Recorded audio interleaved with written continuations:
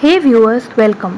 तो आज का क्लास होने वाला है बहुत ही स्पेशल, क्योंकि आज हम लोग डिस्कस करने वाले हैं एक very important topic from the point of view of post independence, and the topic is the first Kashmir war. Everything about the first Kashmir war, the background, the consequences, the course of the battle, and why did the Kashmir issue go to the United Nations? How far were the leaders justified कि कश्मीर के issue को उन्होंने United Nations तक भेजा? इन सारी चीज़ों को briefly आज के वीडियो में हम करने वाले हैं। So without wasting time, let us start the brief discussion about each and every topic mentioned. India को इंडिपेंडेंस प्रोवाइड करने वाली एक्ट थी Indian independence act. Indian independence act को ब्रिटिश पार्लियामेंट ने जून 17, 1947 को पास किया और इसे रॉयल एसेंट जो है जुलाई 18, 1947 में मिल गई। ये तो इंडिया और पाकिस्तान के इंडिपेंडेंस की बात थी, पर उन राजे रजवाड़ों का क्या जो नंबर में 565 हुआ करते थे? ये 565 प्रिंसली स्टेट के फेट को कैसे डिसाइड किया जाए? तो प्रिंसली स्टेट के फेट के लिए आया memorandum on state treaties and paramountcy. इसको जो है नवाब ऑफ भोपाल और chancellor of chamber of princes को प्रेजेंट किया गया ऑन द डेट May 12, 1946, और इसे प्रिपेयर किया था कैबिनेट मिशन प्लान ने। राजे रजवाड़ों के भविष्य को किसने डिसाइड किया? कैबिनेट मिशन प्लान ने डिसाइड किया memorandum on state treaties and paramountcy के बेसिस पर। According to this there was no precondition for accession. मतलब ये जो राजे रजवाड़े हैं, इनको कोई ऐसा कंडीशन नहीं है कि ये आप यानी तो पाकिस्तान जाइए यानी तो इंडिया। बस ये कहा गया था कि आप जोग्राफिकल कंटिग्यूटी को देख करके जो है अपने डिसीजन को ले सकते हैं। इसको माउंटबेटन ने एम्फेसाइज किया था। इंडियन रूलर्स काफ़ी नाखुश हुए, काफ़ी डिसअपॉइंटेड हुए इस बात से। उन्हें लगा कि ये प्लान जो है ये इंडिया को डिसइंटीग्रेट करने के लिए है, क्योंकि उन दौरान 565 राजे रजवाड़े जो हैं ये 48% ऑफ इंडिया के ब्रिटिश इंडिया के लैंड को ऑक्यूपाई करते थे और 28% ऑफ ब्रिटिश इंडियन पॉपुलेशन यहाँ रहा करती थी। तो ऐसे में इस एरिया को कह देना कि आपको कोई कंपल्शन नहीं है, आप किसी भी पार्ट को ज्वाइन करिए या फिर आप इंडिपेंडेंट रहिए, तो ऐसे में this would mean the weak birth of infant nations of India and Pakistan. तो इस वीकनेस से, इस इनहेरेंट वीकनेस से इंडिया और पाकिस्तान के इसे बचाया गया जब जो बड़े लीडर्स थे उस समय हमारे कंट्री के, इंक्लूडिंग गांधी जी, उन्होंने जो है माउंटबेटन को पर्सनली कॉन्फ्रंट करके कहा कि आप इंडिया को डिसइंटीग्रेट कर रहे हैं। After the realization of this fact, Mountbatten plan जब आई जून 3 को, जो इंडिया के पार्टीशन के बारे में बात कर रही थी, तो इसने जो है रूलर्स को एडवाइस किया कि जो प्रिंसली स्टेट्स के रूलर्स को कहा कि आप जो है आप ज्वाइन कर सकते हैं दोनों डोमिनेंस में से कोई एक अपने इंटरेस्ट के बेसिस पर, यानी तो इंडिया या नहीं तो पाकिस्तान। थिंग्स अनफोल्डेड सर्टनली, और फिर आया जुलाई 25, 1947 का दिन। On the date of July 25, 1947, Mountbatten ने जो है वो वापस से एक स्पेशल मीटिंग बुलाई चेंबर ऑफ प्रिंसेस की और अपनी बातों को दोहराया, रीइटरेट किया कि आपको जो है इंस्ट्रूमेंट ऑफ एक्सेशन यूज़ करना ही होगा, और इंस्ट्रूमेंट ऑफ एक्सेशन को यूज़ करके आप दोनों डोमिनेंट इंडिया या पाकिस्तान में से किसी भी एक को आपको ज्वाइन करना है। इंस्ट्रूमेंट ऑफ एक्सेशन क्या था? ये एक डॉक्यूमेंट था जो कि जब कोई भी राजे रजवाड़े साइन करते तो वो यानी तो इंडिया यानी तो पाकिस्तान के मेंबर बन जाते और अपने डिफेंस, अपने फॉरेन रिलेशन और अपने कम्युनिकेशन के डिसीज़न को इंडिया या पाकिस्तान के गवर्नमेंट को सौंप देते। ऐसे में इनिशियली तो सारे स्टेट्स ने अग्री नहीं किया, बट इस मीटिंग के बाद जो है 565 में 559 स्टेट्स जो है 559 राजे रजवाड़ों ने जो है वो यानी तो इंडिया यानी तो पाकिस्तान को ज्वाइन कर लिया। 6 राजे रजवाड़े बच गए थे, जो कि आगे बढ़ते बढ़ते इंडिया के इंडिपेंडेंस तक बस 3 बचे। ये 3 राजे रजवाड़े थे जूनागढ़, हैदराबाद और कश्मीर। हमारी आज की कहानी कश्मीर के बारे में है। किन हालातों में कश्मीर को इंस्ट्रूमेंट ऑफ एक्सेशन जो वो साइन नहीं करना चाहती थी उसे साइन करना पड़ा, क्या कॉन्सिक्वेंसेस रहे और कैसे कश्मीर का ये जो पूरा मैटर है क्यों यूएन ले जाया गया, किस हद तक हमारे लीडर्स जो हैं जस्टिफाइड हैं कश्मीर के मैटर को यूएन ले जाने में। अगर हम देखना चाहें इंडिया के मैप को तो हम देख सकते हैं, ये ब्रिटिश इंडिया की मैप है। तो these green portions were the part जो कि इंडिपेंडेंस के बाद पाकिस्तान हो गई। इसके साथ ये जो ऑरेंज पोर्शन है ये वो पार्ट होने वाले थे जो इंडिपेंडेंस के बाद इंडिया होंगे। और जो ग्रे पोर्शन आप देख सकते हैं, ये नॉर्थ ईस्ट में ग्रे पोर्शन आपको कुछ दिख पा रहा है। फिर इंडिया के सेंट्रल पार्ट में तो काफ़ी सारा ग्रे पोर्शन दिख पा रहा है। पाकिस्तान में भी we can see a lot of grey portions. तो ये ग्रे पोर्शंस है राजे रजवाड़े। और ज़रा सोचो कि अगर इंडियन लीडर्स फोर्स नहीं करते, अगर माउंट बैटन इंडियन प्रिंसेस को, इंडियन चैम्बर ऑफ प्रिंसेस को एड्रेस नहीं करते और कन्विंस नहीं करते कि आपको यानी तो इंडिया यानी तो पाकिस्तान ज्वाइन करना है, तो आज ये सारी कितनी सारी इंडिपेंडेंट प्रिंसिपैलिटीज़ होती इंडिया और पाकिस्तान में। एंड इट वुड इंश्योर कि ना ही इंडिया ना ही पाकिस्तान कभी भी एक स्ट्रॉन्ग नेशन बन के उभर पाता। बात करें कश्मीर की तो महाराजा हरी सिंह जो जम्मू एंड कश्मीर के महाराजा थे, उन्होंने अग्री किया कि मैं एक स्टैंड स्टिल अग्रीमेंट लेकर आऊँगा जिसे दोनों इंडिया और पाकिस्तान को के साथ मैं साइन करूँगा और मैं पोस्टपोन करता हूँ कोई भी डिसीज़न जो मुझे इशू ऑफ एक्सेशन पर लेना पड़े। ये ना ही इंडिया ना ही पाकिस्तान के मेंबर बनना चाहते थे, ये इंडिपेंडेंटली रूल करना चाहते थे इनिशियली।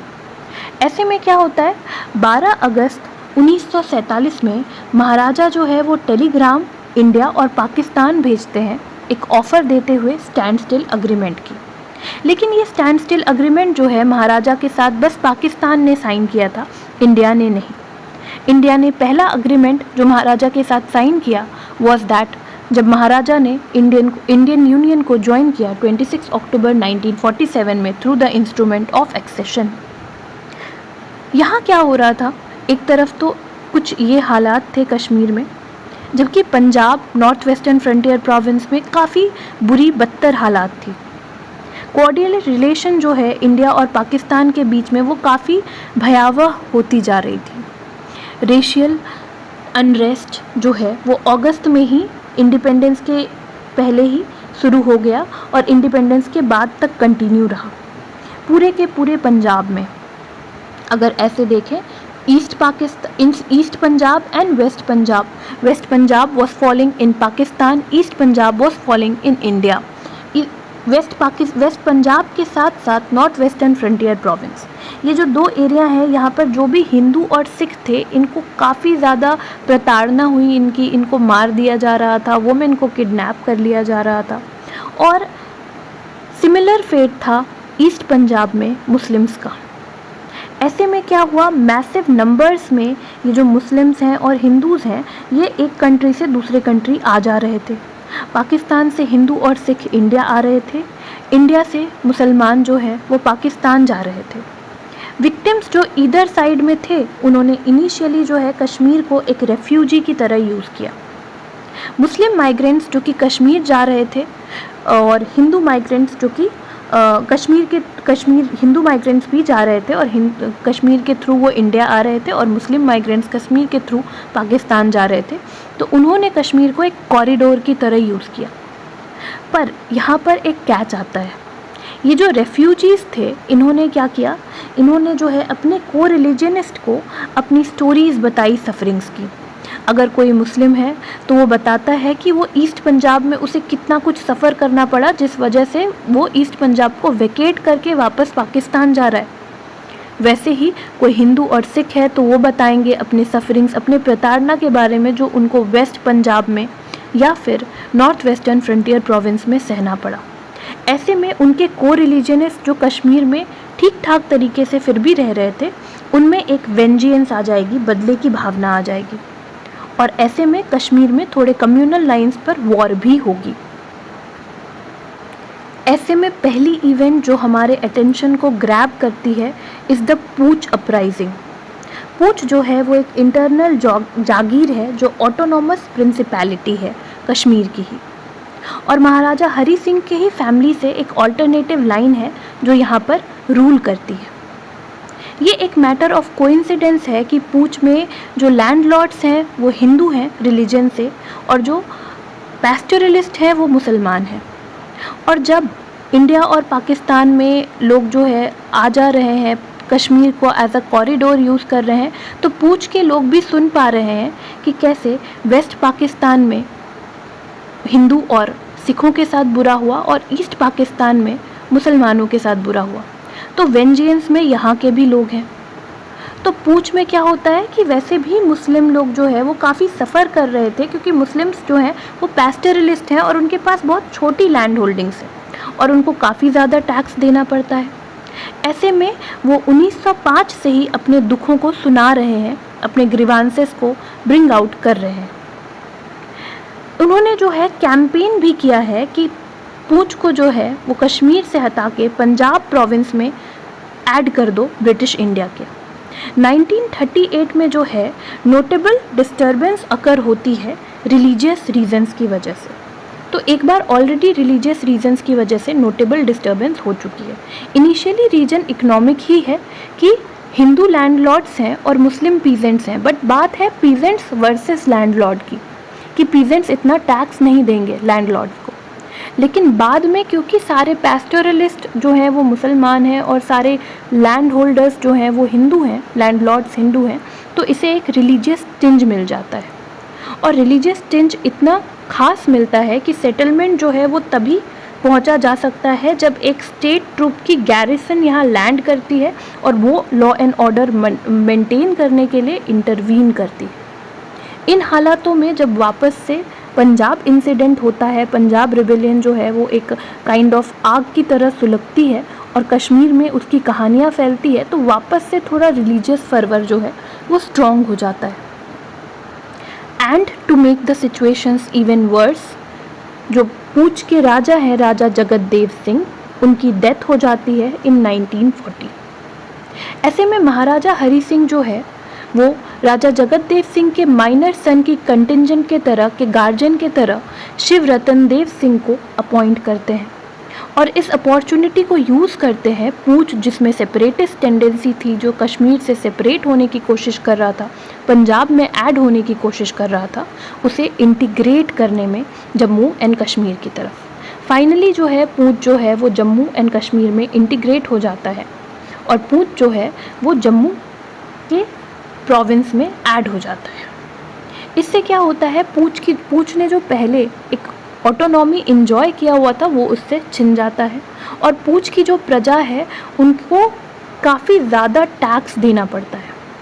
ऐसे में रिबेलियन जो है वो वापस से भड़क जाता है। पहले से ही लोग गुस्सा हैं, रिलीजियस एंगल भी मिल चुका है, लोग एक्साइटेड हैं, वेंजियंस से भड़क रहे हैं कि ऐसा कर देंगे वैसा कर देंगे। और ऐसे में ये सारी चीज़ें, ऐसे में एक लीडर है जो काफ़ी ज़्यादा उभर के आते हैं, जिनका नाम है शेख अब्दुल्ला। शेख अब्दुल्ला जो हैं वो शेख मोहम्मद अब्दुल्ला इंडियन पॉलिटिशियन है जिन्होंने सेंट्रल रोल प्ले किया है politics of Jammu and Kashmir में। अब्दुल्ला जो है वो इनिशियली पैस्टोरलिस्ट के वॉइस को मुद्दा देने के लिए, स्ट्रॉन्ग बनाने के लिए एक पार्टी भी फॉर्म करते हैं, all Jammu and Kashmir Muslim conference, क्योंकि पैस्टोरलिस्ट सारे मुसलमान ही थे। लेकिन बाद में क्योंकि ये सेक्युलर थे अपने कैरेक्टर से, तो इन्होंने इसी पार्टी का नाम रख दिया था Jammu and Kashmir national conference. Abdullah के एक्टिविस्ट कारणों की वजह से महाराजा हरि सिंह जो है वो अब्दुल्ला पर सेडिशन के चार्जेस लगा देते हैं। लेकिन फिर बाद में सिचुएशंस जब सुधरती है, फिर जो है अब्दुल्ला जो है वो महाराजा हरि सिंह की तरफ से इंस्ट्रूमेंट ऑफ एक्सेशन की भी बात, एक्चुअली इंडिया के सपोर्ट के लिए, इंडिया की सपोर्ट को सीख करने के लिए वो महाराजा हरि सिंह की तरफ से आते हैं और फिर फाइनली इनके सामने इंस्ट्रूमेंट ऑफ एक्सेशन भी साइन होता है और प्राइम मिनिस्टर बनते हैं आगे चल के ये कश्मीर के पहले। और कश्मीर जब एक्सेशन हो जाता है कश्मीर का इंडिया में, तो ये प्राइम मिनिस्टर बन जाते हैं। इन्होंने जो है एजिटेट किया था, जैसा ऑलरेडी बता दिया कि महाराजा हरि सिंह के अगेंस्ट इन्होंने एजिटेट किया था, बट इनका कारण क्या था, ये एक सोशल एक्टिविस्ट थे। तो this is all about Sheikh Mohammad Abdullah. Now let us understand कि आगे चीज़ें कैसे अनफोल्ड करती है और क्यों आखिर कश्मीर जो है वो इंडिया के साथ इंस्ट्रूमेंट ऑफ एक्सेशन को साइन कर लेता है। पूंछ अपराइजिंग के बाद जो दूसरी इम्पॉर्टेंट घटना है वो ये है कि महाराजा हरी सिंह जो कश्मीर के हैं, उनको एक टेलीग्राम मिलता है 29 अगस्त 1947 में राजा यकूब खान की तरफ से। और राजा यकूब खान हज़ारा की लोगों की तरफ से बोलते हैं कि जो पूंछ के मुसलमान हैं उन पर जो अटैक हो रहा है, हम इससे काफ़ी दुखी हैं और हम जो है रेडी हैं कि हम उनके फेवर में आपकी फोर्सेस से फाइट करेंगे। तो आप जो है वो कॉन्सिक्वेंसेस को सुधारो, नहीं तो फिर जो भी होगा आप परिणाम देख लेना। तो ये पूंछ अपराइजिंग से रिलेटेड चीज़ है कि ट्राइबल इन्वेजन की जो है इनको चांसेस बढ़ जाते हैं। और फिर ऐसा कहने के जस्ट कुछ दिन बाद 4 सितंबर को जो मेजर जनरल स्कॉट हैं, जो कश्मीर के स्टेट आर्मी के कमांडर हैं, वो जो हैं वो ऐसा बताते हैं श्रीनगर में गवर्नमेंट को कि उनको रिलायबल रिपोर्ट्स मिली है कि 2 और 3 सितंबर 1947 में एक बैंड 400 आर्म्ड 37 मुसलमानों का, रेसिडेंट्स जो कि कठुआ के हैं, रावलपिंडी डिस्ट्रिक्ट के, वो जो हैं वो झेलम नदी को यूज़ करते हुए पाकिस्तान से भारत की तरफ आ रहे हैं। उनका पर्पस भारत आने का लूटिंग और अटैकिंग है। वो माइनॉरिटी कम्युनिटीज़ को अटैक करना चाहते हैं। 6 से 17 सितंबर में इंट्रूजन्स होते हैं पाकिस्तानी आर्मी से और उनको स्टेट की फोर्स जो है वो काउंटर करती है। पूंछ में जो है सिचुएशन और बदतर हो जाता है और ऐसे में स्टेट की आर्मी जो है उसे बहुत ही हैवी हैंड से पूंछ के रिबेलियन को शांत करना पड़ता है। This is all about Poonch rebellion, कि वो कैसे स्टार्ट हुआ, उसकी जेनेसिस क्या हुई और उसने कैसे और चीज़ों को जो है एज अ कैटलिस्ट की तरह काम किया और दूसरी चीज़ों को भी स्टार्ट कर दिया प्रोसेस में। तो this was all about tribal invasion. तो आप देख सकते हैं कश्मीर के मैप में कुछ यहाँ पर पूंछ सिचुएटेड है और यहाँ पर सिचुएशन जो है वो काफ़ी रिग्रेसिव, काफ़ी बुरी है, बदतर है सिचुएशंस। और फिर पाकिस्तानी इंट्रूजन भी हो रहे हैं इस तरफ, जो कि इस आग को और भड़का रहे हैं। और हमने अभी जस्ट पढ़ा कि ये लोग कठुआ के बहुत पास आ गए हैं। कठुआ से बस 11 माइल्स दूर पर है। ये रहा कठुआ और कठुआ के जस्ट सटी हुई है जम्मू, ठीक है। इसके आसपास आप यहाँ पर पूंछ देख सकते हैं। तो ऐसा कुछ सिचुएशन है कि धीरे धीरे इन्फिल्ट्रेशन हो रही है। तो दिस इज़ कठुआ और कठुआ के बाद जस्ट सटी हुई है जम्मू। तो let us see how the story unfolds further. Invasion plan की बात करें तो Pakistani invasion into Kashmir valley was planned with meticulous care. तो ये प्रॉपर प्लानिंग के साथ पाकिस्तानी इन्वेजन हो रही थी। इनका क्या था कि पहले कश्मीर की जो पुलिस है उसको टाइनी ग्रुप्स में बाइफरकेट कर देते हैं। कैसे ग्रुप्स में तोड़ देंगे? तो हिट एंड रन अटैक करेंगे, कोई प्रॉपर अटैक नहीं, एक अनकोऑर्डिनेटेड अटैक करेंगे। और फिर इसी अनकोऑर्डिनेटेड अटैक को जब कश्मीर की जो पुलिस फोर्स है वो कंट्रोल करने की कोशिश करेगी, डिफेंड करने की कोशिश करेगी, तो क्या कर लेगी? वो खुद को डिवाइड कर देगी। जब वो खुद को डिवाइड कर देगी, और क्योंकि कश्मीर की टेरेन जो है वो काफ़ी हिली है, कश्मीर की ज़मीन, और इंडिया की तरफ से तो काफ़ी ज़्यादा हिली है, पाकिस्तान की तरफ से थोड़ी फ्लैट है, तो पहुंचना आना इजी है वहाँ पर, कम्युनिकेशन। इंडिया की तरफ से मुश्किल है और अभी तो इंडिया है भी नहीं, इंडिया को इंस्ट्रूमेंट ऑफ एक्सेशन कश्मीर ने साइन भी नहीं किया है। बात रही कम्युनिकेशन की, तो ये भी काफ़ी प्रिमिटिव है कश्मीर में। तो दे वर श्योर कि ऐसा करने से क्या हो जाएगा कि कश्मीर की जो स्ट्रॉन्ग कोहेसिव फोर्स है, जो कश्मीर की स्टेट पुलिस या स्टेट आर्मी जो है जो भी कर रही है, तो इस स्ट्रॉन्ग कोहेसिव फोर्स को ये लोग आराम से डिवाइड करके सीज करवा देंगे, स्ट्रॉन्ग होना ही इसका। इंडियन मिलिट्री सोर्सेस की माने तो पाकिस्तानी आर्मी जो है उसने प्रॉपर ऑपरेशन गुलमर्ग करके प्लान किया था कश्मीर को कैप्चर करने के लिए, और ये 20 अगस्त से ही ये ऑपरेशन जो है ये लागू हो चुका था। इस प्लान को बड़े ही एक्सीडेंटली जो है मेजर OS कलकाट, जो कि बन्नू ब्रिगेड में सर्व कर रहे थे इंडियन आर्मी के, उनको जो है एक्सीडेंटली ये प्लान बता दिया गया। इस प्लान के हिसाब से 20 लश्कर क्या है? ट्राइबल मिलिशिया मतलब लोकल लोगों को जो है वो आर्मी की ट्रेनिंग दे दी गई। तो 20 लश्कर जो हैं, जो कि सारे के सारे 1000 पश्तून ट्राइबमैन को कंटेन करेंगे, मतलब टोटल 20,000 पश्तून ट्राइबमैन होंगे।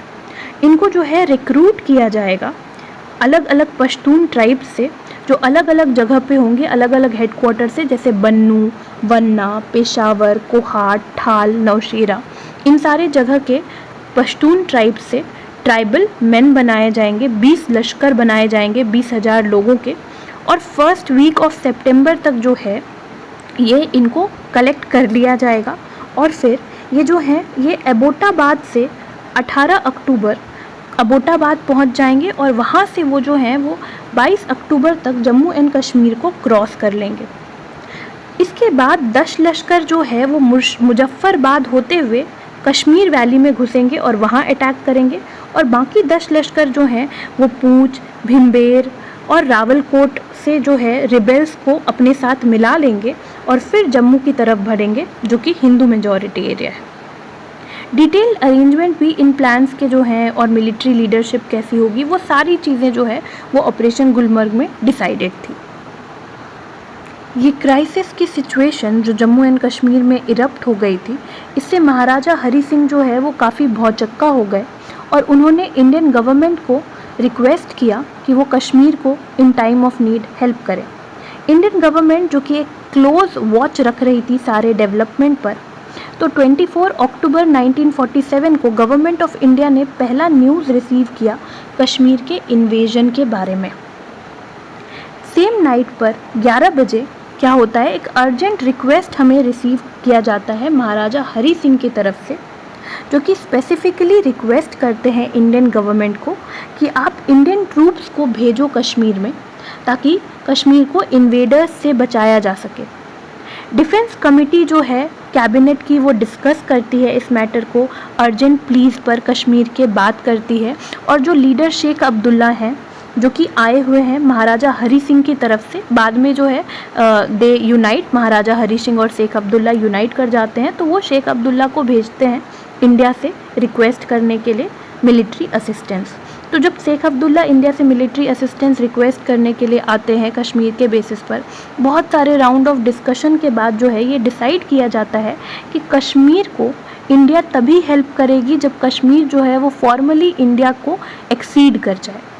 VP Menon, the then secretary of state जो है वो कश्मीर जाते हैं, वो जम्मू जाते हैं और आफ्टरनून में 25 अक्टूबर 1947 के, और 26 अक्टूबर 1947 को महाराजा हरी सिंह जो है वो इंस्ट्रूमेंट ऑफ एक्सेशन पर साइन कर देते हैं और कश्मीर जो है वो इंडिया की पार्ट बन जाती है। With the acceptance of legal document of governor general of India on the evening of 26 अक्टूबर 1947, जम्मू एंड कश्मीर की स्टेट जो है वो इंटीग्रल पार्ट बन गई इंडिया की, लीगली, मॉरली, कॉन्स्टिट्यूशनली, जैसे भी देखो।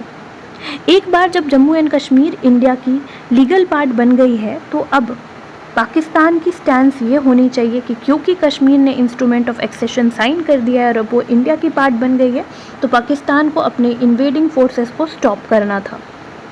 लेकिन ऐसे में भी पाकिस्तान डेस्परेटली जो है वो कंटिन्यू करता है इन्वेडर्स को सारा पॉसिबल हेल्प प्रोवाइड करना। इस इंस्ट्रूमेंट ऑफ एक्सेशन के साइन होते ही इंडियन आर्म्ड फोर्सेस जो है वो कश्मीर की तरफ रवाना हो जाती है। इंडियन रेस्क्यू ऑपरेशन जो है उससे ऑब्वियस डिफ़िकल्टीज़ फेस करनी पड़ती है बिगिनिंग से ही, क्योंकि श्रीनगर जो है वो इंडिया के किसी भी बॉर्डर पॉइंट से श्रीनगर की नियरेस्ट पॉइंट जो है वो 480 किलोमीटर थी। ट्रूप्स जो ईस्ट पंजाब में थी वो इंगेज थी इन डीलिंग विथ रेफ्यूजीज़, तो इंडियन ट्रूप्स जो ईस्ट पंजाब में है वो रेफ्यूजीज़ और लॉ एंड ऑर्डर क्राइसिस को मेंटेन कर रही है, तो उसे भेजा नहीं जा सकता क्योंकि ऑलरेडी वो और भी इम्पॉर्टेंट काम में बिजी है। ऐसे में बस एक ही ऑप्शन था हमारे पास कि हम एयर ट्रांसपोर्ट को भेजें। इससे ज़्यादा वर्स बात क्या थी कि श्रीनगर जो है वो फिट ही नहीं था कि वो एक फुली लेडन ट्रांसपोर्ट प्लेन को जो है वो कैरी कर पाए, वहाँ पर लैंड हो पाए। बट बस हमारे पास यही ऑप्शन अवेलेबल थी। तो इसके बाद क्या होता है कि रेस्क्यू मिशन जो है हम अपनी भेजते हैं। रेस्क्यू मिशन का नाम होता है ऑपरेशन जाक, operation J&K, Jammu and Kashmir. पहली रेजिमेंट जो कि मूव करती है was 1 Sikh station at Gurgaon. ये रेजिमेंट एक्चुअली में गुड़गांव में स्टेशन होती है उस समय जब इसके मूव करने का ऑर्डर आता है। इस रेजिमेंट को कमांड करते हैं लेफ्टिनेंट कर्नल दीवान रंजीत राय। ट्रूप्स जो है वो 4 डेकोटा प्लेन्स में टेक ऑफ करती है सफदरजंग एयरपोर्ट से दिल्ली के, और सेम डे 27 अक्टूबर को ये श्रीनगर पहुंच जाती है 8:30 तक। First engagement with the enemy started on 27 अक्टूबर। 27 अक्टूबर को लैंड करते ही सबसे पहला इंगेजमेंट जो एनिमी के साथ है वो स्टार्ट हो जाता है। जब श्रीनगर पे लैंड करते हैं तो इन्हें पता चलता है, लेफ्टिनेंट कर्नल को पता चलता है कि एनिमी जो है वो बारामुल्ला तक पहुंच चुकी है। सिचुएशन इज़ ग्रेव, क्योंकि बारामुल्ला जो है वो श्रीनगर से बस 32 किलोमीटर की दूरी पर है। इसीलिए वो इमीडिएटली रश करते हैं अपनी पहली कंपनी के साथ बारामुल्ला, ताकि जो कश्मीर की डोगरा ट्रूप्स है उसे जो है क्या किया जाए, डिफेंसिव पोजीशन पर री-इन्फोर्स किया जा सके। जो रेडर्स हैं वो 4000 की नंबर पे थे। लेफ्टिनेंट कर्नल राय जो हैं ये पहले इंडियन ऑफिसर हैं जो बारामुल्ला में जो शहीद हो जाते हैं in the battle of liberation of Jammu and Kashmir. पर ये आज भी अमर हैं। ये पहले रेसिपिएंट हैं महावीर चक्र के, जो कि इनको पोस्टह्यूमसली अवार्ड किया गया है इनके हीरोइक एक्सप्लॉइट, इनिशिएटिव, करेज और एग्जेम्पलरी लीडरशिप के लिए। ये जो ट्रूप्स हैं ये जब फॉरवर्ड मूव करती हैं इसके बाद श्रीनगर को सेव करने के लिए, ये लोग उरी एरिया को रिकैप्चर करते हैं 13 नवंबर 1947 में, और इस तरह से श्रीनगर के थ्रेट को हटा देते हैं।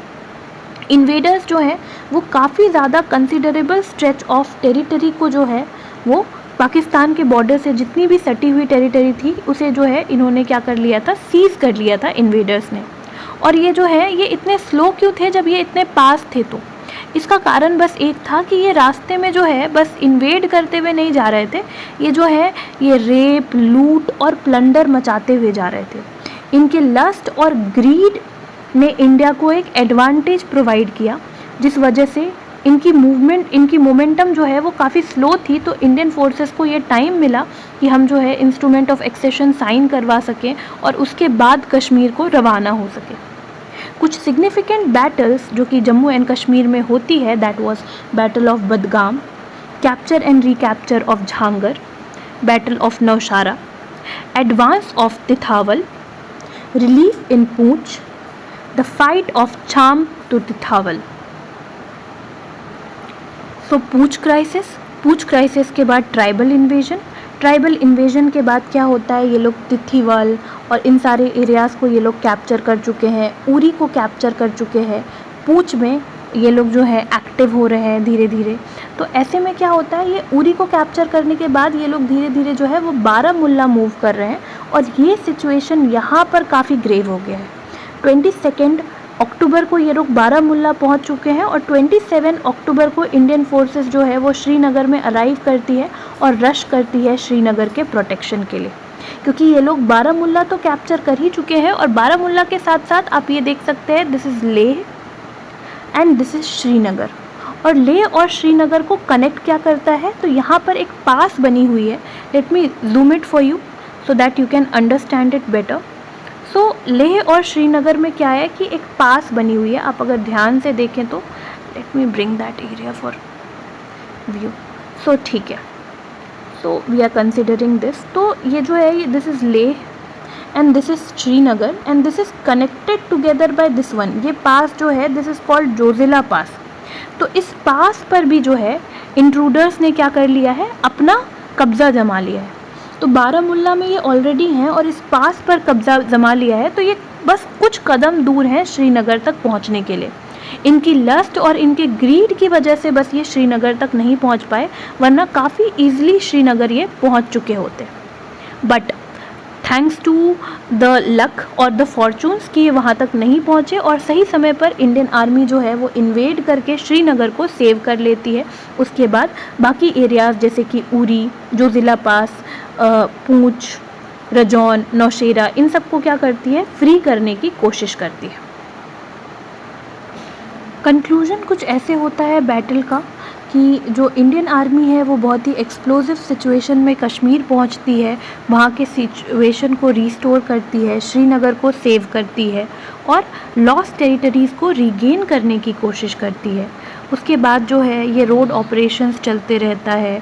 लगभग 15 मंथ्स तक आर्मी जो है वो श्रीनगर को सेव बारामुल्ला को रिकैप्चर, नौशेरा, झांगर, पूंछ, इन सारे एरियाज़ पर कंट्रोल को रीगेन करना, रजौरी, मेंधर, इन्हें कैप्चर करना इसी में गुजार देती है। नॉर्दर्न एरियाज़ जो है वो भी काफ़ी सीरियस थ्रेट में थी, क्योंकि रेडर्स जो हैं वो स्कर्दू, इंडस वैली, ये सारे रूट को, और जोजिला पास जो कि लेह और श्रीनगर के रूट पर लाई करती थी, इन सब पर इन्होंने जो है वो अपना कंट्रोल बनाया था। तो यहाँ पर भी रिस्टोर करने की कोशिश हम करते हैं सारे सिचुएशन को टू स्टेटस को, जैसा स्टेटस को एंटे जैसा पहले था। तो this is how things happen. Initially जो है आप देख सकते हैं कि क्या हो रहा है कि पाकिस्तान की तरफ से इंट्रूजन स्टार्ट हुई। इनिशियली ये जो है ये थोड़ी क्विक इंट्रूजन है, फिर एक समय के बाद ये थोड़ी स्टेबल सी हो जाएगी, स्टॉप सी हो जाएगी इंट्रूजन। दिसंबर तक पहुंचते पहुंचते काफ़ी स्टेबल हो गई है, क्योंकि आर्मी में काफ़ी ये जो लश्कर है इसमें काफ़ी ग्रीड है, लस्ट है, तो ये अपने मोमेंटम को काफ़ी स्लो कर देते हैं, जिससे इंडियन आर्मी को बहुत वक्त मिल जाता है कि वो वहाँ पर प्रॉपर पहुँचे, सिचुएशन को रिस्टोर करे। काफ़ी ज़्यादा एरियाज़ को हम रीगेन करने की कोशिश करते हैं, जो आप रेड लाइन के ग्रीन एरियाज़ में वापस से एंटर करने से देख सकते हैं। उसके बाद फिर ये लोग भी आगे बढ़ते हैं, ये लोग भी कोशिश करते हैं, काफ़ी समय तक स्टेटस को मेंटेन रहता है, ना वो आगे बढ़ रहे हैं ना हम आगे बढ़ रहे हैं। फिर आप देखते हैं अचानक से ग्रीन लाइन बढ़ जा रही है, दिस इज़ व्हाट, कि अचानक से वो आगे और बढ़ रहे हैं, वो इंट्रूड कर रहे हैं। फिर क्या होता है, फिर हम जो भी कोशिश करते हैं, हम सारे तरफ से तरीके से कोशिश करते हैं कि हम वापस से जो है, जो जितने एरियाज़ में ये लोग अंदर एंटर कर रही है नॉर्दर्न एरियाज़ में, तो हम लोग वो वापस से गेन कर सके नॉर्दर्न एरियाज़ को, तो ये कोशिश रहती है। इसके बाद फिर क्या होता है कि ट्रूप्स जो है वो नॉर्दर्न एरियाज़ में फोकस करती है, एंड किसी ना किसी तरीके से क्या होता है, बाय हुक और by crook, by all the means what they had, तो ये क्या करती है कि नॉर्दर्न एरियाज़ के एक पार्ट को वापस से गेन कर लेती है इनिशियली। और फिर उसके बाद ये सब कुछ चल रहा होता है, एक बहुत ही 15 महीने का लॉन्ग वॉर है, ठीक है। और ये आप देख सकते हैं नॉर्दर्न एरिया वापस से रीगेन हो गया। 15 महीने के लॉन्ग वॉर के बाद जो है वो कहीं ना कहीं जब कुछ बनता हुआ नहीं दिखता है, तो नेगोशिएशंस जो है वो स्टार्ट हो जाता है। This is Pakistan and the red area is India. जब कोई ऑप्शन हमें नहीं दिखता है, तो आफ्टर मल्टीपल नेगोशिएशंस जो है हम जो है यूएन अटेंशन को सीक करते हैं कश्मीर के मुद्दे पर। वॉर जो है इससे जो है वो वर्ल्ड पीस डिस्टर्ब होती है, और ये डिस्प्यूट जो है इसकी अटेंशन यूएन तक जाती है। On the advice of Mountbatten, India जो है वो अग्री कर जाती है कि ठीक है, हम जो है इस मुद्दे को यूएन तक ले जाएंगे।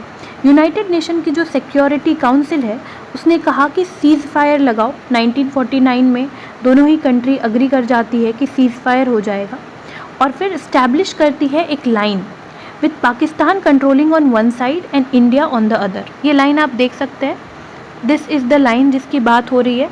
तो इसके इस साइड जो भी है, जो आप देख पा रहे हैं लाइट ब्राउन कलर में, ये जो है ये पाकिस्तान को दे दिया जाता है, एंड जो रेड कलर की लाइन है वो इंडिया को मिल जाती है। यूएन जो है वो पाकिस्तानी ट्राइब्समैन को भी कहती है कि आप विड्रॉ करो, और इंडियन ट्रूप्स को भी कहती है कि आप भी फॉलो करो। और फिर ऐसे में क्या होता है, कश्मीर जो है, ऐसे में जब पाकिस्तानी ट्रूप्स विड्रॉ कर जाएंगे और इंडियन ट्रूप्स भी फॉलो करेंगे, तो कश्मीर में एक डायरेक्ट वोट किया जा सकता है कश्मीर के फ्यूचर के लिए, कि कश्मीर कहाँ रहना चाहता है, पाकिस्तान या फिर इंडिया। सम पार्ट्स जो है कश्मीर के उसे चाइना क्लेम करने लग जाता है, जिसके बाद फिर आप देखेंगे बाद में इन सम अदर वीडियो, तो इंडो चाइना वॉर हो जाता है 1962 में। तो दिस इज़ द पार्ट, ये जो डार्क ग्रे में है, ये सक्शगम वैली की पार्ट है, जो इनिशियली जो है वो पाकिस्तान के पास होती है, और पाकिस्तान बाद में ये पार्ट जो है वो चाइना को दे देता है। बट इंडिया जो है वो स्ट्रिक्टली ये मेंटेन करती है, क्योंकि पूरा का पूरा कश्मीर जो है वो इनिशियली इंटीग्रल था बिफोर कश्मीर ने इंस्ट्रूमेंट ऑफ एक्सेशन को साइन किया। तो ये जो पूरा का पूरा कश्मीर है ये इंडिया का पार्ट है, और हम किसी ना किसी दिन इसे वापस लेंगे। बस इसी वजह से ये यूएन तक ये मैटर जाता है। But anyhow we hope for a peaceful future in Kashmir, we hope for the peaceful lifestyle of Kashmiris. तो इस वजह से हम जो है हम चाहते हैं कि एक प्रॉपर सल्यूशन को हम अचीव करें through the intervention of UN.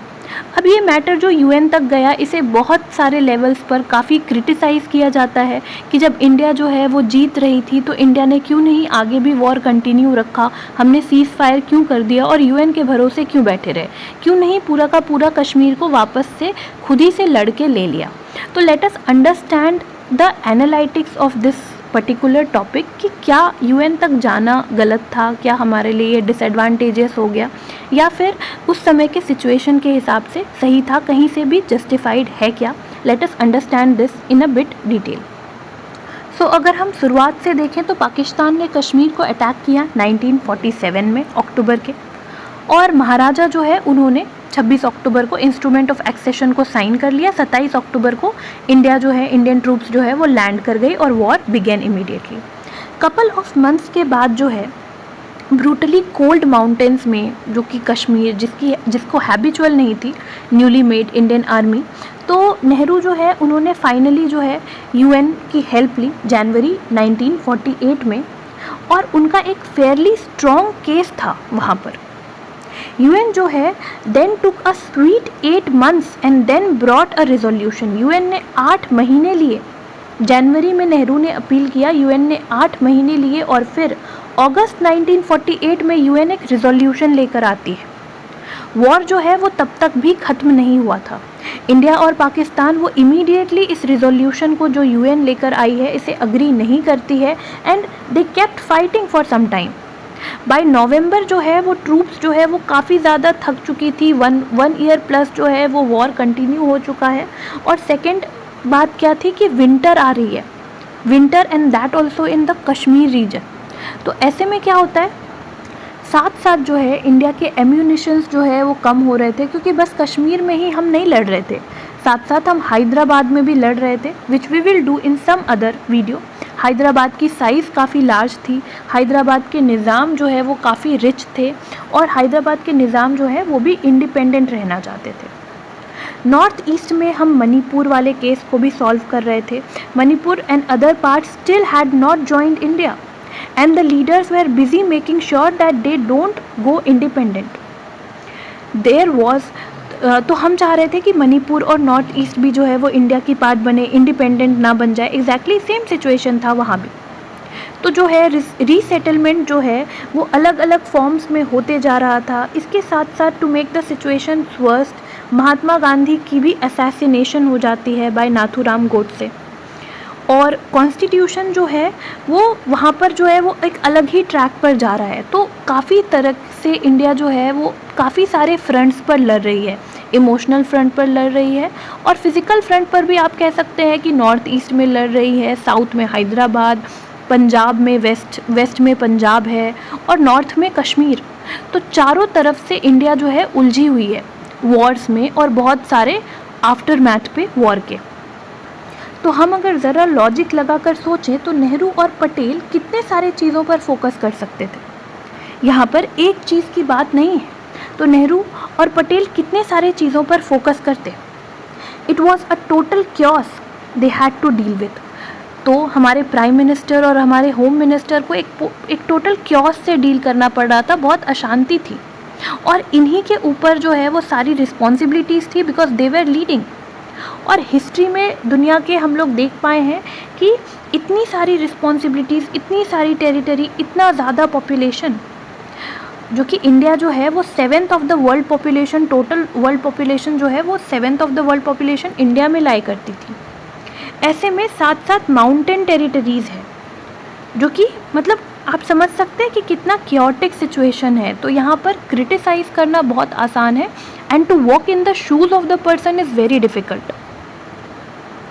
तो इन सारी चीज़ों को मद्देनज़र रखते हुए इंडिया और पाकिस्तान दोनों ने जो है सीज़ फायर को अग्री कर दिया। पाकिस्तान कंपैरेटिवली कम टेंशन्स में था, क्योंकि उसके इतने सारे डोमिनेंस नहीं थे जो उससे सेपरेट होना चाहते थे, बट इंडिया के पास और टेंशन था। तो it would be not wrong to say कि पाकिस्तान कहीं ना कहीं फिर भी एडवांटेजियस पोजीशन पे होता, क्योंकि इंडिया वीक हो जाती अगर वॉर और कंटिन्यू होता, क्योंकि एंडलेस वॉर का मतलब है कि इंडिया के फाइनेंसेस सारे जो है वो ख़त्म हो जाते, है ना।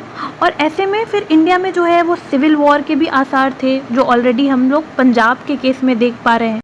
और अगर बात की जाए पाकिस्तान के जोग्राफ़ी की, तो पाकिस्तान की सिटीज़ जो है ना वो काफ़ी ज़्यादा एज पर थी, edge of the border, Kashmir से काफ़ी ज़्यादा क्लोज़ है कश्मीर वैली के, है ना। पाकिस्तान के अलग अलग जगह से आप देख लीजिए, इस्लामाबाद से एक आर पर है कश्मीर, रावलपिंडी या सियालकोट से काफ़ी सटा हुआ है कश्मीर, लाहौर से 2 आर की दूरी है, मुजफ्फराबाद से जो है वो काफ़ी क्लोज़ है कश्मीर। तो आप देख सकते हैं कि पाकिस्तान एक एडवांटेजियस पोजीशन पे है, वो बहुत ही जल्दी अपने ट्रूप्स को, अपने आर्मी को, अपने एम्यूनेशन को कश्मीर में जो है वो क्या कर सकता है, भेज सकता है। बट क्या सेम सिचुएशन इंडिया के साथ थी? नहीं।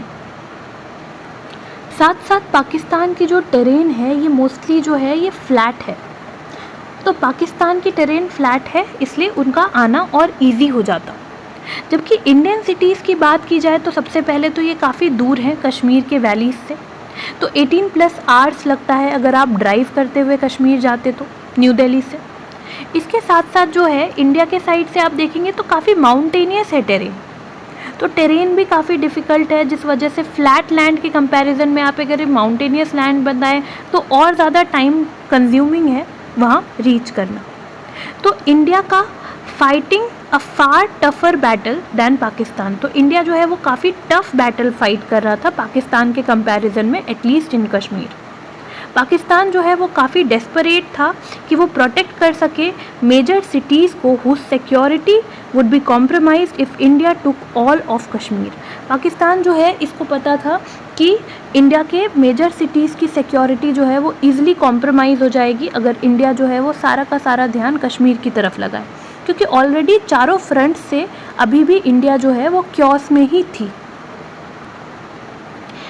तो इंडिया की जो सिक्योरिटी रिस्क है अगर हम देखना चाहें तो कश्मीर को लूज़ करना काफ़ी कम था, क्योंकि अगर कश्मीर के चक्कर में हम हैदराबाद, नॉर्थ ईस्ट, है ना, पंजाब, ये सारे जगह को भी लूज़ कर देते अगर सारी फोर्सेस, सारा ध्यान अगर हम कश्मीर पर दे रहे होते।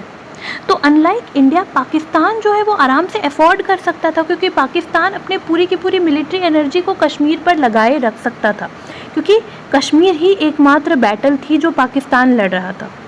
ठीक है, it was the only war that Pakistan was fighting. तो पाकिस्तान वहाँ पे प्रॉपर सप्लाई कर सकता था लॉजिस्टिक्स को अराउंड द वैली, जाना भी उसके लिए ईजी था। जबकि इंडिया को जो है एक लार्ज टेरिटरी को प्रोटेक्ट करना था, जो स्ट्रेच कर रही थी बर्मा से लेकर के जो है हैदराबाद तक, जूनागढ़ तक। तो इन सारी चीज़ों को, नॉर्थ ईस्ट को, हमें सबको देखना था। तो इन सारे चीज़ों के बाद this article, I got this article from Quora by the way. तो इस आर्टिकल में काफ़ी रीजनेबल पॉइंट्स लिखे हुए हैं एंड आई थिंक इन सारे सिचुएशंस को एनालाइज करने के बाद वी कैन अग्री कि at least at that point of time the step to take the matter of Kashmir issue to United Nation was somewhat justified। तो अगर हम पूरे तरीके को एक समरी में देखें पूरे के पूरे क्लास को, तो 26 अक्टूबर से ये कहानी स्टार्ट होती है जब महाराजा हरि सिंह जो है वो इंस्ट्रूमेंट ऑफ एक्सेशन पर साइन करते हैं और कश्मीर को इंडिया का एक इंटेग्रल पार्ट बना देते हैं। इंस्ट्रूमेंट ऑफ एक्सेशन पर साइन करके वो कश्मीर की powers of defence, powers of external affair and powers of communication जो है वो इंडिया के हाथों सौंप देते हैं। अक्टूबर 17, 1949 पर जब first Kashmir war kind of and हो जाती है तो आर्टिकल 370 को इंक्लूड किया जाता है कॉन्स्टिट्यूशन में, जो कि जम्मू एंड कश्मीर को एक पार्ट बनाती है इंडिया का, बट जम्मू एंड कश्मीर को एग्जेम्प्ट कर देती है कॉन्स्टिट्यूशन से। मतलब कॉन्स्टिट्यूशन के कोई भी प्रोविज़न जो डिफेंस, एक्सटर्नल अफेयर्स और कम्युनिकेशन के अलावा होंगे उसमें सेंटर का वही लॉ जम्मू एंड कश्मीर में वैलिड हो सकता है जो वहाँ के स्टेट गवर्नमेंट और वहाँ की जम्मू एंड कश्मीर कॉन्स्टिट्यूएंट से रैटिफिकेशन को प्राप्त कर ले। जुलाई 24, 1952 को पास होती है दिल्ली अग्रीमेंट, जो कि एक साइन करती है, एक फ्रेमवर्क क्रिएट करती है ताकि लेजिस्लेटिव पावर जो है वो डिस्ट्रीब्यूट हो सके स्टेट और सेंटर लेजिस्लेचर के बीच में। इसमें क्या होता है, जम्मू एंड कश्मीर की लेजिस्लेटिव असेंबली को जो है स्पेशल पावर्स मिलती है कि वो जम्मू एंड कश्मीर लेजिस्लेचर जो है वो लॉज बना सकती है, जम्मू एंड कश्मीर के लिए स्पेशल राइट्स एंड प्रिविलेजेस दे सकती है अपने सिटीजन्स को। इसके बाद आती है कॉन्स्टिट्यूशन ऑर्डर 1954। इसे प्रेसिडेंट इशू करते हैं आर्टिकल 370 के अंदर, और इसमें जो है आर्टिकल 370 के जुरिस्डिक्शन को एक्सटेंड किया जाता है to the jurisdiction of supreme court. ये भी जो है वो कश्मीर जो है वो अपने अकॉर्डिंग कश्मीर की जो स्टेट गवर्नमेंट है वो डिसाइड कर सकती थी इलेक्शन कमीशन के बारे में, CAG के बारे में, UPSC के बारे में। इनके बारे में भी कश्मीर पर कोई मुद्दा तभी हो सकता था जब कश्मीर की स्टेट गवर्नमेंट और Jammu and Kashmir constituent assembly जो है इस चीज़ को सेंट्रल गवर्नमेंट के डिसीजन के साथ कॉन्करेंस दे पाती। आर्टिकल 35A जो है इसे इंट्रोड्यूस किया जाता है, ऐड किया जाता है कॉन्स्टिट्यूशन में, और ये जम्मू एंड कश्मीर की स्टेट लेजिस्लेचर को जो है एम्पावर करता है कि वो जम्मू एंड कश्मीर के परमानेंट रेसिडेंट्स को डिफ़ाइन कर सकते हैं और सारे के सारे स्पेशल राइट्स और प्रिविलेजेस उनको दे सकते हैं। इसके बाद एक ब्रेक थ्रू आता है आर्टिकल 370 में, जो ऑलरेडी इनिशियली भी अपने इंसेप्शन से भी हमेशा से एक टेम्पररी आर्टिकल ही थी। तो अगस्त 5, 2019 को we see a breakthrough in the article, जहाँ पर एक रिजोल्यूशन मूव करती है गवर्नमेंट पार्लियामेंट में और एब्रोगेट कर देती है आर्टिकल 370 को और रीऑर्गेनाइज करती है जम्मू एंड कश्मीर को दो डिस्टिंक्ट यूनियन टेरिटरीज़ में, that is the union territories of Jammu and Kashmir and the union territory of Ladakh. ये रहा कश्मीर का एक समरी। हमारे आज की क्लास में हमने डिस्कस किया about the reasons behind the instrument of accession signing of Kashmir to India. इसके साथ हमने डिस्कस किया about the Poonch crisis, about the Baramulla massacre, about the tribal invasion, the invasive plan of Pakistan, कैसे इंडियन आर्मी ने intervene करके श्रीनगर और बाकी एरियाज़ को रीगेन किया कश्मीर के जो लॉस्ट हो गए थे, और कैसे कश्मीर का मुद्दा जो है वो UN तक पहुंचा, किन रीजंस में वो UN तक पहुंचा, और क्या उन रीजंस के बाद ये मुद्दा कश्मीर का UN तक ले जाना कहीं ना कहीं जस्टिफाइड है या नहीं। I hope you enjoyed the video and learned something interesting. For more such videos, keep watching and keep supporting. Thank you and have a good day.